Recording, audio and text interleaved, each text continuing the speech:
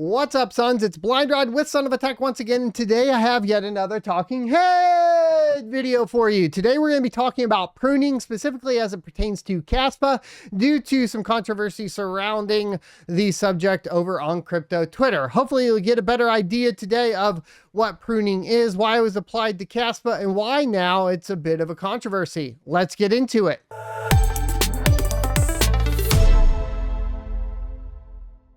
Welcome back, everybody. So pruning has been controversial across blockchain for quite some time, primarily due to the fact that one of the primary benefits, of course, with blockchain is a persistent ledger that goes back to the Genesis block referring to the initial block that was basically created on the blockchain and validating all the transactions all the way back to there, and that information being available to the public. Full transparency. Remember, because one of the things that cryptocurrency and the white paper for Bitcoin wanted to solve was the ability for everybody to be on the same playing field. And part of that is to have transparency on who the big players are, how they're making transactions, and validating those so that you as a normal person can follow along. Whereas, you know, in the real world, everything's kind of obfuscated. There is the whole security argument for cryptocurrencies,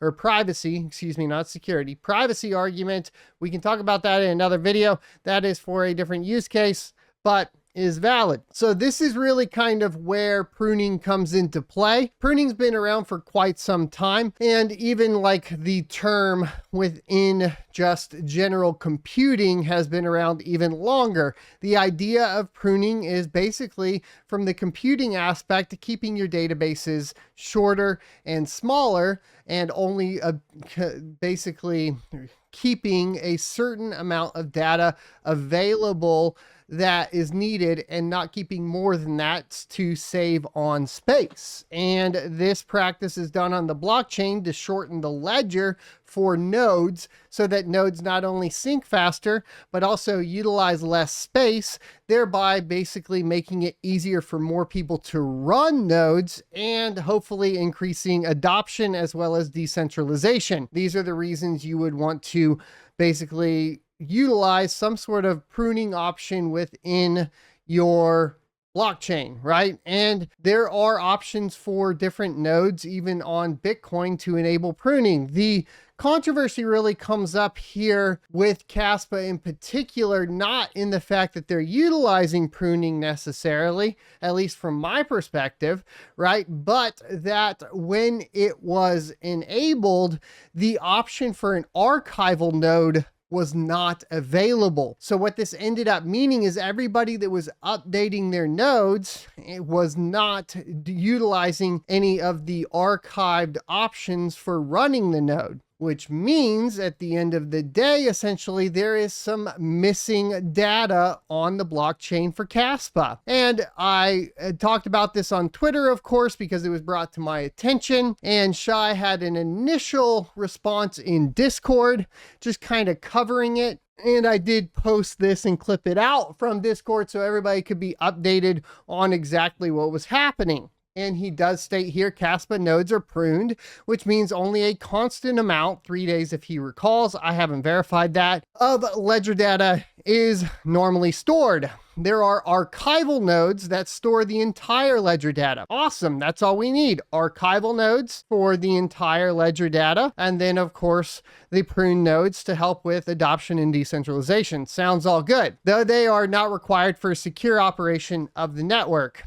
When mainnet just launched, the archival node feature was buggy and disabled. And this is really where I think the problem comes in. He goes on to say that we didn't know how big this is going to get and didn't have the foresight to maintain an archive. We were mostly extremely busy with other aspects of the system. Since then, there have been efforts to locate users with old data directories to piece together the entire ledger. And you can actually assist in this. So I do want to state state that if you were running a Kaspa node back in the day before, let's say, August of 2022, which I was, and actually have a spare one laying around, so I'm gonna go check it and see if I can help piece together the data. Go and spin that up. Make sure you don't update the node, right? And if you do, run it in archival mode or whatever, and get that data and provide it on their Discord under the data directory -exchange. And hopefully we can help solve this problem. So there's your call to action really for this video, is to help solve this issue. But there is an issue here, right? There are missing transactions even for the archival nodes. And this is obviously an optics issue. It's going to be an issue for anybody that's trying to do taxes. It's going to be an issue for new investors trying to audit the chain and just basically checking for anything like pre-mines to VC investment or whatever. Obviously, Kaspa doesn't have that. It was a fairly launched coin. Now there is some discussion about, the investment that went into the mining of Kaspa early on from the dev team. I've already covered that, so I'm not going to cover that again. You can go watch that video and get the information on kind of that whole debacle over there. Today, we're just covering essentially this problem. Now, when I retweeted this, I said essentially to the extent that here's the official statement regarding pruning with Kaspa. Now, my personal stance is, of course, why in the heck was the archive not maintained for the Block Explorer? And I maintain that position. I think that it is a bit irresponsible as a developer to not maintain that archive data. I mean, from my perspective, as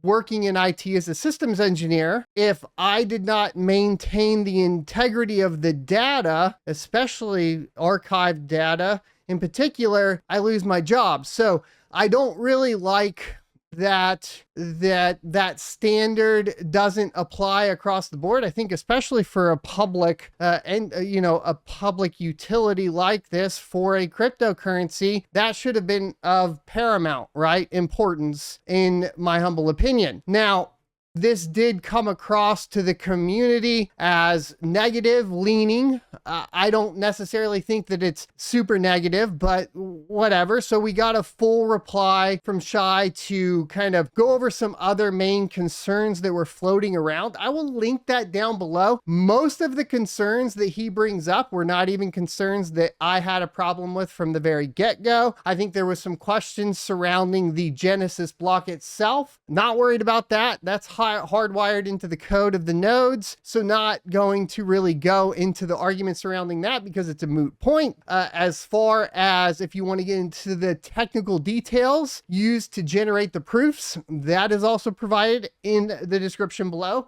If you want to check that out, go ahead and check that out. And then if you want to really get into the responses here, I think to my concerns, which was basically the ledger data.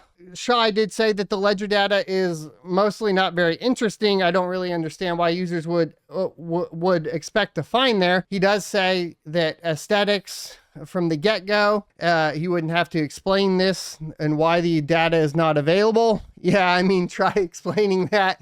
The loss of data to anybody else. And obviously that's going to be an issue. You're accountable for that. So it is important that this is explained regardless, right? I think that is key here.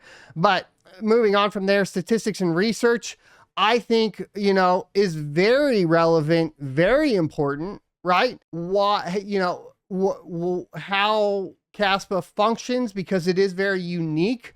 Part of the problem, part of the reason why pruning had to be enabled so early is that Kaspa generates a lot of blocks much quicker and much faster than any other layer 1 proof of work blockchain. And what that does is increase the amount of space required for a node, which is why this is really a problem in the first place, is because it's very unique to Kaspa in general, and the archival data will show that, right? So that's important. And then he does say need it for tax audit reasons. Obviously, miners need all of that data. Now, there are some solutions to that I'll give you here in a second, though. So, which he didn't point out here, and I don't know how accurate this tool is that I was utilizing, but I'll show you guys in a second.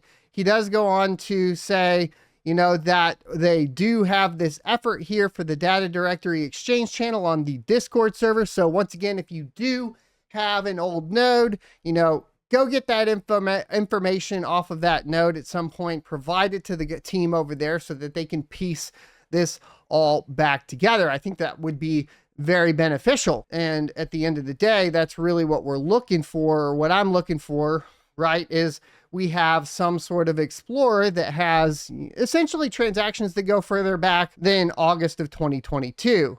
You know, I look at my wallet, I can't go before August 4th of 2022. Frankly, I was mining since like way before that. I think the first time we talked about it on the channel was in April of 2022.